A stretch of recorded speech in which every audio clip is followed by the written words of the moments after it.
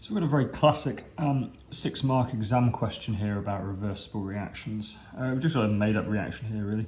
There's an example of a reversible reaction between A and B to make C and D is given here. So we've got A gas plus 2B gas. The reversible reaction symbol makes C gas and 4D gas. It tells us the forward reaction is endothermic. Let's put that on there. The forward reaction is endothermic. Explain in terms of their effects of rate of attainment, so in terms of rate of attainment of equilibrium and the equilibrium yield, whether the temperature chosen should be high or low. So we're assuming here that we want to make C and D. So should we have a high temperature, explain that in terms of rate and equilibrium yield. So let's do them one at a time, because basically 6-mark question, there'll probably be a mark for each. Temperature, so rate first. Okay, so we obviously want to do to make C and D quickly, so we want a high temperature.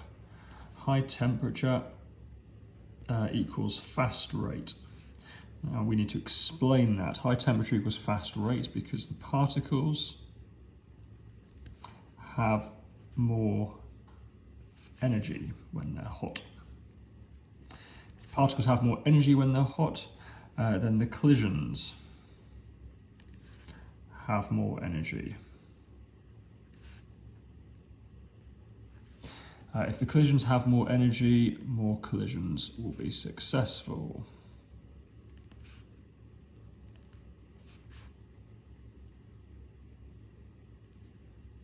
And if more collisions are successful, it will be fast. So that's the rate answer. The rate explained. Now we need to explain the equilibrium yield. So yield now. To do yield, I'll just draw your attention to this bit of core knowledge from the core knowledge questions. Okay, it says, how would the position of dynamic equilibrium be affected by temperature and pressure? Temperature here. Increasing the temperature will move the dynamic equilibrium in the direction of the endothermic reaction. Okay, endothermic reduces the heat, equilibrium reactions fight change. So if you increase the temperature, the system tries to reduce the temperature by moving in the endothermic direction. So that's what you've got to remember. Increased temperature moves it in endothermic. Well, we're told here the forward reaction is endothermic. So let's just write our bit of core knowledge down. Increased temp favours endothermic reaction. Okay. Forward reaction, now we need to say the forward reaction is endothermic. So then we finally need to say increasing temp increases yield. So we've just connected all the bits of information, a bit of the information from the core knowledge, the information the forward reaction is endothermic, put the two of them together and we've said increasing temperature increases the yield. That's that done. Next one, pressure. So pressure next. Let's do the rate argument first. If you increase pressure, we increase number of particles. Okay, if we've got increased number of particles in the volume present, then there's going to be increased number of collisions. More particles, more collisions. If we have more collisions will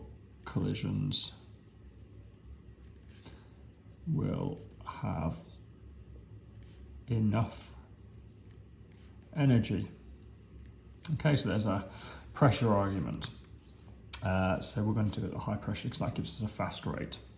Now yield. Okay, let's get back to our core knowledge about yield. Okay, it says increasing the pressure will move the dynamic equilibrium towards the side where there are less gas molecules. So let's write that out. Let's write that bit of core knowledge out. Increased pressure moves the reaction to the side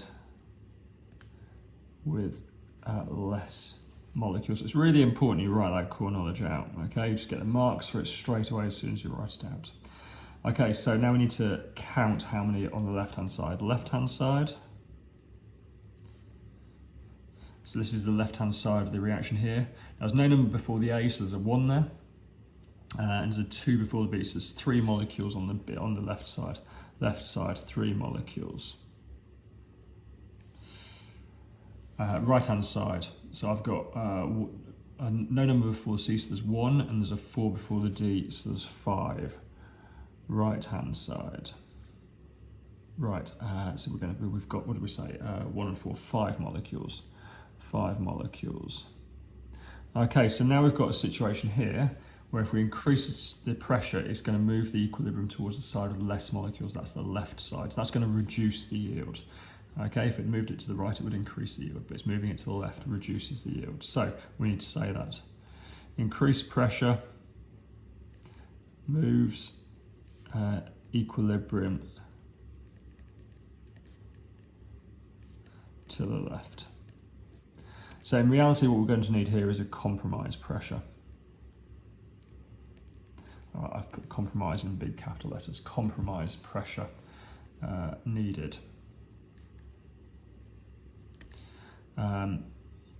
So we don't want it so high that it speeds up the rate but reduces the yield, and we don't want it so low that it increases the yield but reduces the rate. We need a compromise pressure.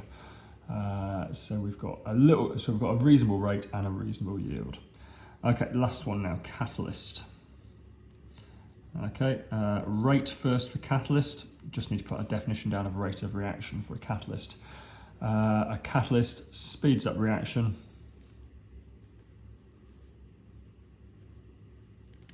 by providing an alternate route that requires less energy. And you could say as well without being changed itself. I'm just running out of space and I'm trying to keep it quite brief. So I won't. Next thing about yield, we need to put something about yield, don't we? Okay, catalysts do not affect yield. They just speed up the reaction. So in short, add a catalyst. So shall we just summarize? Best conditions. Okay, high temp, because that increases the yield and the rate. Compromise pressure.